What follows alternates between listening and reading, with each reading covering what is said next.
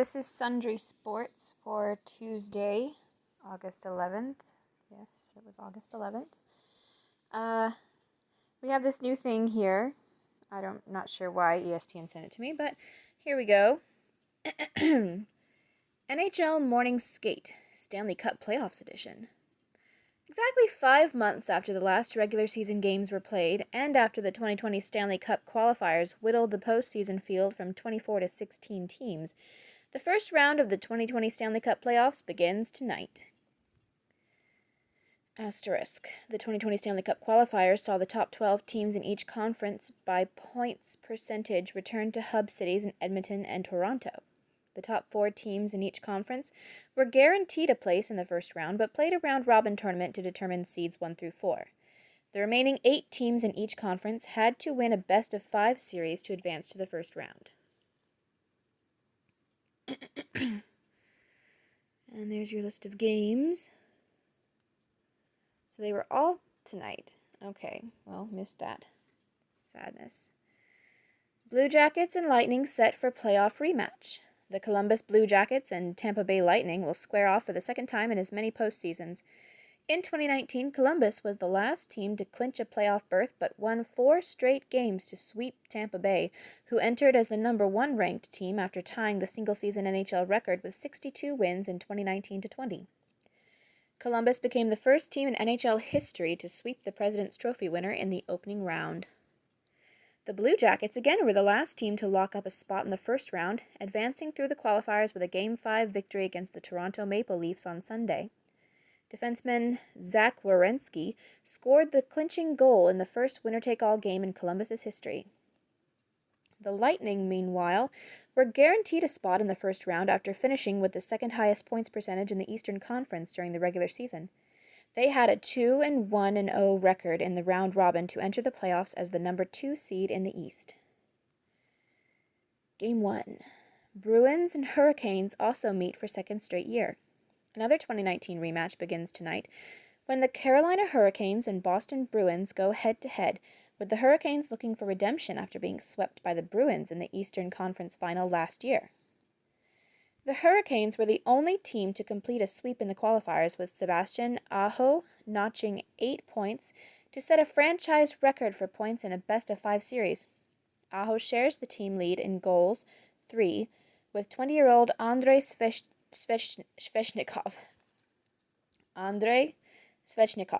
Who joined the likes of Wayne Gretzky and Patrick Kane with his first career postseason hat trick last week. The Bruins won the President's Trophy in 2019-20, but fell to the number 4 seed in the Eastern Conference after an 0-3-0 showing in the round robin. The Bruins, who lost in Game 7 of the Stanley Cup Final last year, were led in the regular season by David Pastrnak, who scored 48 times to become the first Boston player in 45 years to lead the league in goals.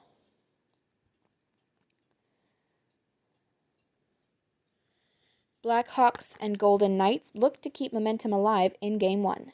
The Chicago Blackhawks and Vegas Golden Knights will meet in the playoffs for the first time, with the Golden Knights looking to build upon regular season trends. Vegas is 8-1-0 in 9 all-time regular season games against Chicago, 1-6-2, and finished with .606 points percentage in 2019-20 compared to a .514 percentage for the Blackhawks.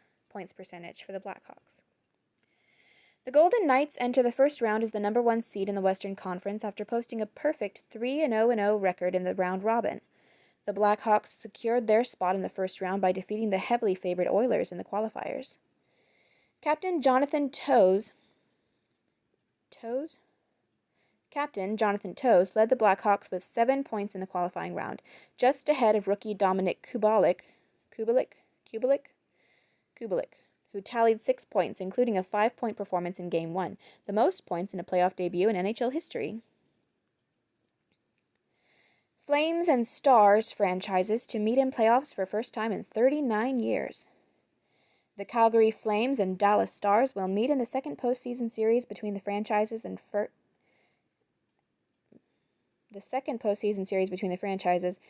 first since the Minnesota North Stars defeated the Flames in 6 games in the 1981 semifinals. Calgary, 2-1-0, held a slight edge in the 2019-20 regular season, Dallas 1-1-1. Last year, Dallas reached Game 7 of the second round, but lost in double overtime in the eventual Stanley Cup champion St. Louis Blues. Double overtime to the eventual Stanley Cup champion St. Louis Blues. Calgary, meanwhile, was eliminated in 5 games despite entering the playoffs with the top record in the Western Conference. Rangers win number 1 pick in Phase 2 of NHL Draft Lottery. The New York Rangers will have the first overall selection in the 2020 NHL Draft as a result of winning Phase 2 of the 2020 NHL Draft Lottery, which was conducted Monday. New York holds the number 1 pick for the first time since the Universal Draft was adopted in 1969, though they have selected first overall once before, choosing Andre Villiot in the 1965 Amateur Draft. Villiot? Draft Lottery 2020 results. In order: New York Rangers, Los Angeles, Ottawa, Detroit, Ottawa, Anaheim, New Jersey, Buffalo, Minnesota, Winnipeg, Nashville, Florida, Carolina, Edmonton, and Pittsburgh. In the Crease, post-game analysis and highlight show airing each night throughout the NHL postseason on ESPN Plus with Barry Melrose and Linda Cohn. Alrighty. Thank you, ESPN, for that interesting NHL news. Moving on to our usual Cowboys Wire, brought to you by USA Today. Cowboys news. Elliott a primary focus. Prescott's agent leaves CAA defensive rookie impact. We read this last night. Cowboys news. McCarthy talks position changes. Love for Prescott. We read that the night before. And this Cowboys news the night before also. Cowboys waive wide receiver to activate 2 players off COVID-19 list. Wide receiver Jon'Vea Johnson and cornerback Savion Smith were activated to the Cowboys' active roster on Sunday after spending time on the reserve/COVID-19 list. But they had to waive a wide receiver. It's not one of the top 3, obviously. Chris Westry was a flyer for past regime. Will need to soar for new one. Rico Dowdle wants to and can make Cowboys' rush attack 4-headed monster. The biggest reason Cowboys will bounce back in 2020 to a playoff berth. Our team? That guy was in a car crash. Cowboys legend Darren Woodson details COVID battle. But did you die? No. Cowboys Van Der Esch healed and ready for move to middle linebacker and on-field leader. Yay for him. And yay for us. NFL sets training camp dates for Cowboys, charts course for on-time season. That must be the oldest story that they keep putting on here. Anyway, next up, the ESPN Daily. Good morning. When Devin Booker was asked about his decision/confidence to shoot a half-court three-pointer last night, he replied, "I don't shoot any shots to miss them. And that is the kind of energy I'm looking to exude for the rest of the week." Here's your ESPN Daily. Things to watch. Booker from Mars. Devin Booker is just pulling up from anywhere now. The Phoenix Star had himself a night. Weird. Scoring 35 points and draining this deep 3 from the logo as the Suns advanced to some number 6. I'm going to say that's a 6. Advanced to 6-0 in the NBA restart. Bubble Book is a bad, bad man. That's a big shot. Listen up. College football hangs in the balance. The fate of college football's 2020 season is up in the air. Over the weekend, the Mid-Atlantic Conference canceled its season. Today, big meetings and movements are expected from the Big Ten, Pac-12, and other conferences as they consider their options amidst growing concern about the coronavirus panic. The decision has become both political and personal, as conferences across the country have navigated variations in protocol at the state, city, and university levels. On Monday, President Trump weighed in on the situation, tweeting, "Play college football." On today's episode of the ESPN Daily Podcast, Adam Rittenberg brings us the latest, specifically on the Big Ten. Then California offensive lineman Valentino Daltoso, who helped organize the Pac-12's We Are United movement, weighs in with the player perspective. And I believe the news today was that the Big Ten, I think it was, yes, the Big Ten decided to postpone until spring. We'll see if that happens. Things to care about. Big League Baseball returns to Buffalo 135 years later.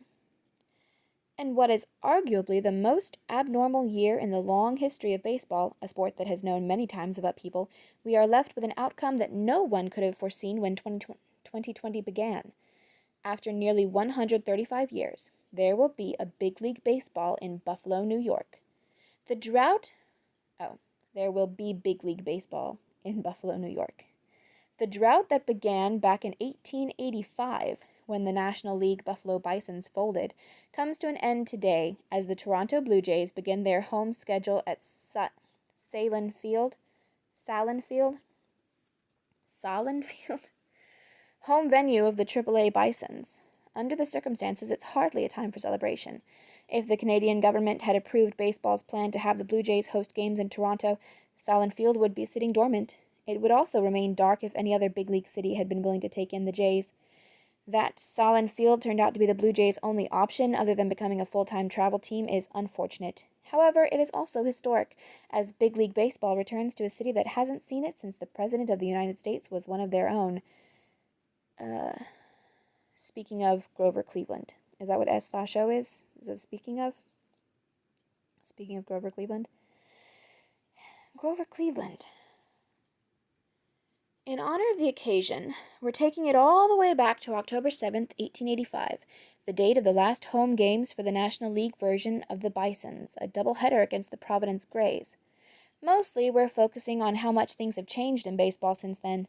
Also, because of the odd circumstances that have defined the 2020 season, we're pointing out a few things.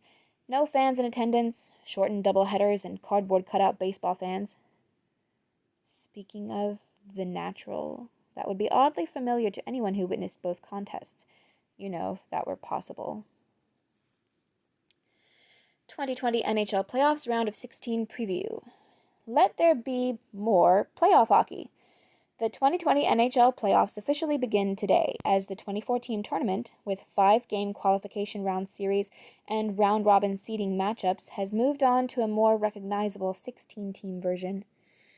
This round includes several matchups in which revenge will be on the mind of one team, or both for separate reasons, and based on what we saw in the earlier round, no favorite should consider itself safe from a stunning upset, except for the Washington Capitals. Just kidding, I don't want to jinx them. Emily Kaplan and Greg Wyshynski are taking an in-depth look at each of the matchups and making their picks for the teams that will advance. Happy Stanley Cup hunting to all! Will Orlando complete fairy tale run?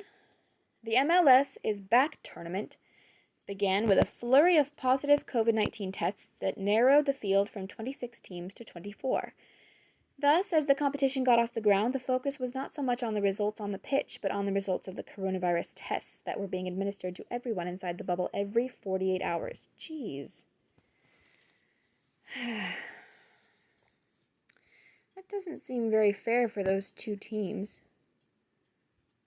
Their entire team had the COVID? Just let them play in a couple of weeks. As the competition progressed, that quickly changed. Negative tests piled up, and what emerged was a competition full of late drama and upsets, as exemplified by Orlando City, South Carolina's presence in tonight's final. 8 p.m. or 8:30, whatever, tonight, it doesn't matter. Against the Portland Timbers? I have no idea. In 5 full seasons of existence, Orlando has never reached the postseason. Where was I? As MLS's Back entered the quarterfinal stage, none of the 8 remaining clubs had longer odds to win than the Lions at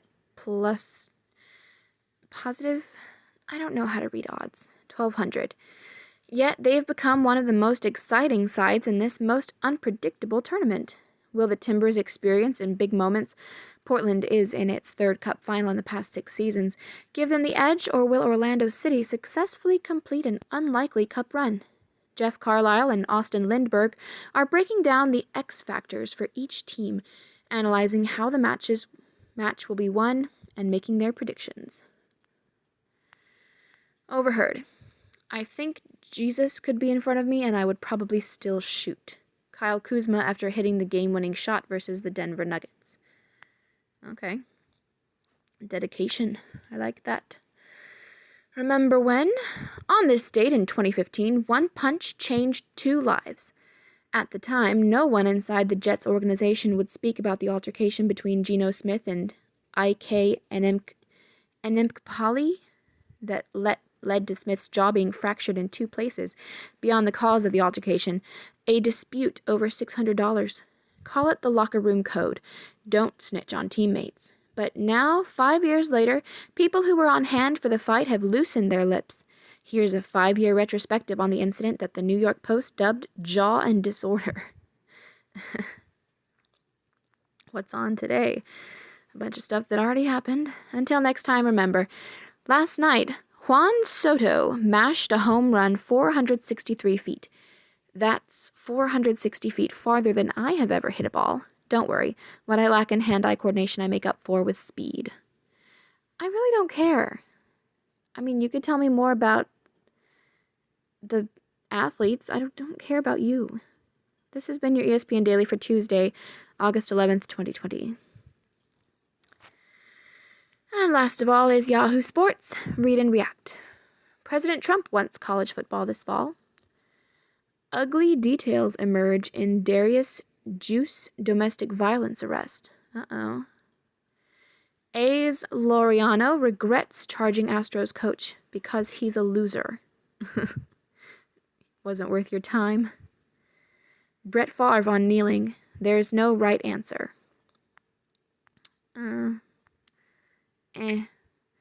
Buzzer beaters, we've missed you. Kuzma lifts Lakers with last-second 3. Let Them Play by Jay Busby. Morning, friends. The biggest sports topic in the country right now is about a sport that might not even take the field in 2020. Sometimes there are no good options. Sometimes the choice is only between horrendous and devastating. The entire 2020 college football season sits on the precipice of oblivion. Teams and conferences alike are wrestling with the question of postponing or canceling their most precious, prized, and valuable asset. They're balancing questions of safety for players against certainties of financial and emotional hardship, and they're trying to make this decision for a sport where passions run among the highest and hottest in the country, where any choice will bring down nuclear heat. Good luck with that. Put simply, playing means accepting the possibility of dire health consequences. No sport is worth the life of even one player, and a full college football. These young athletes are not going to die. God damn it. The fucking perspective is so screwed up. Like you say, possibility of them getting sick. It wouldn't be dire health consequences. They are athletes. They are young. Very young. And anybody who has some sort of underlying health condition that somehow allows them to still play football but would not be good news with the COVID, they can opt out. That doesn't mean you have to ruin it for everybody. And I don't even watch college football. I don't give a fuck about college football. I care about it only as much as it gives good players to the NFL. But I know that it is some people's entire lives. The players, for one. And it's fucked up to take that away from them. And a full college football season would have 13,000 players. On the other hand, not playing means the absolute certainty of loss. 8 and 9-figure revenue shortfalls, opportunities missed for players, the disappearance of shared experiences of hope and community for millions of college football fans. Does the risk of venturing forward outweigh the certainty of shutting down? That's the question the entire country has wrestled with over the last 5 months, and now it's college football's turn. Following in the wake of players, a coterie of coaches are speaking out in favor of keeping the season going. Ohio State's Ryan Day, Penn State's James Franklin, Michigan's Jim Harbaugh, and Alabama's Nick Saban among them. Well, they make a shit ton of money. I think, in this case, what the players have to say about wanting to play holds a little more weight. Players are a lot safer with us than they are running around at home, Saban said. Our guys aren't going to catch the virus on the football field. They're going to catch it on campus, he added. The argument then should probably be we shouldn't be having school. That's the argument. Why is it we shouldn't be playing football? As Saban said, the virus remains a clear and present danger at universities that choose to discontinue football but still bring students back to campus. The risk of travel would be gone, but the risk of transmission on a college campus remains a constant possibility. We know a lot more about the panic than we did in March, but there's still so much that we don't know. We don't know how well testing will scale up in the coming weeks and months. We don't know if a vaccine will be widely available in time to preserve even the 2021 season. We don't yet know the long-term effects of COVID-19 infections. We also don't know the long-term effects of any vaccine that is developed in time for the 2021 season. But for some fucking reason, that's what we're all waiting for, suddenly. First, we were just supposed to be flattening the curve. You know? Remember that? That doesn't mean stop everybody from getting it. That means make everybody get it a little bit slower. That's all that fucking means. And all of a sudden, it's destroy the whole fucking world until you get a vaccine, which might not even work. Which might have dire health consequences further on down the road because you won't have time to actually do any long-term testing before you roll it out for everybody. This makes me so fucking mad.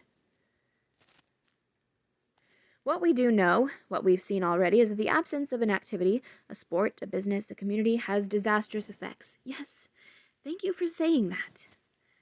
It's worth just considering what options are still possible to avoid that certain devastation. That normally there's a lot that I disagree with these Yahoo writers, but the theme of this one, boiling it down to possibility versus certainty, this is something that I also think about, that I completely agree with, because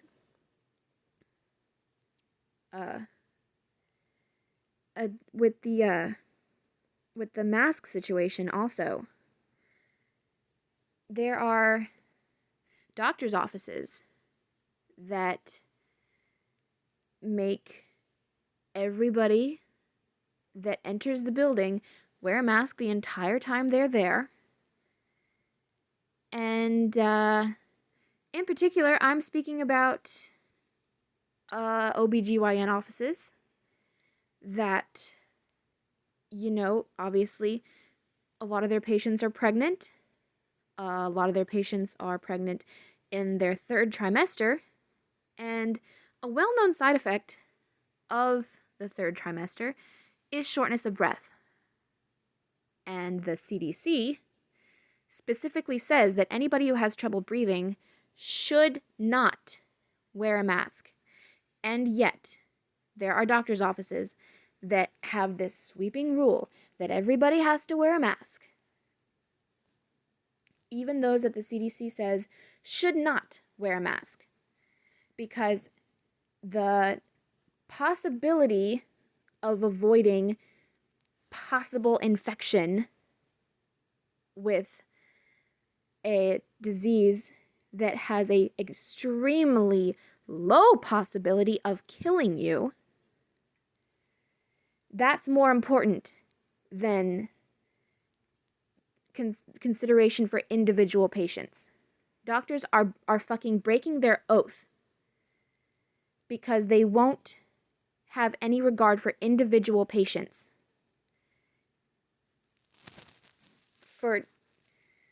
In deference to the perceived safety of the collective. So, this whole possibility versus certainty thing, it's a certainty that if you have shortness of breath, if you have trouble breathing, it's a certainty that you should not wear a mask, according to the CDC, which is the experts that supposedly everybody's supposed to be listening to, right?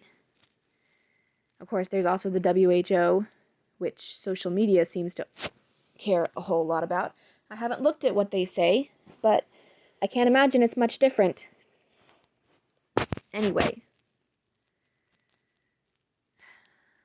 the Big Ten, I believe it was, chose to postpone until spring. So that sucks for them. But then there were a couple of other conferences that had already chosen to go ahead with the fall schedule, I believe. And they announced that they will still be doing it despite what the Big Ten does. So that's good.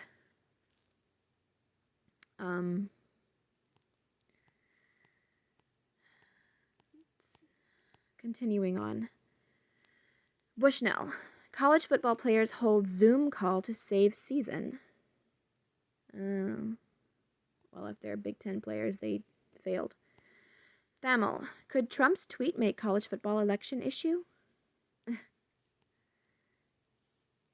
Everything is made into an election issue, honestly. And it's not necessarily Trump's fault. Paler. What does it mean for the NFL if there is no college football? Well, a lot of players have announced that they're opting out and are just going to prepare for the draft. So, apparently there are people expecting to be in the draft. COVID finally pays off. Just think, had this lucky fan actually been at PNC Park, the ball never would have come their way, right? What? Surprise! During a Pirates home game, a foul ball landed in your seat at PNC Park. Robbie Inkmakoski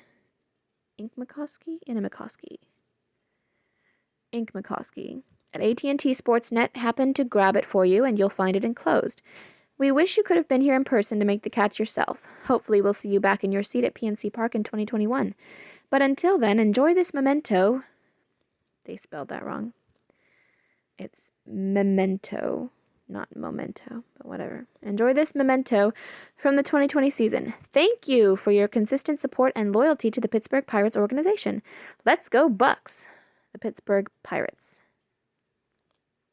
That's nice. Just think, had this lucky fan actually been at PNC Park, the ball never would have come their way, right? How does that make sense? Whatever. Anyway, that's the end of Sundry Sports for today. Thank you, and good night.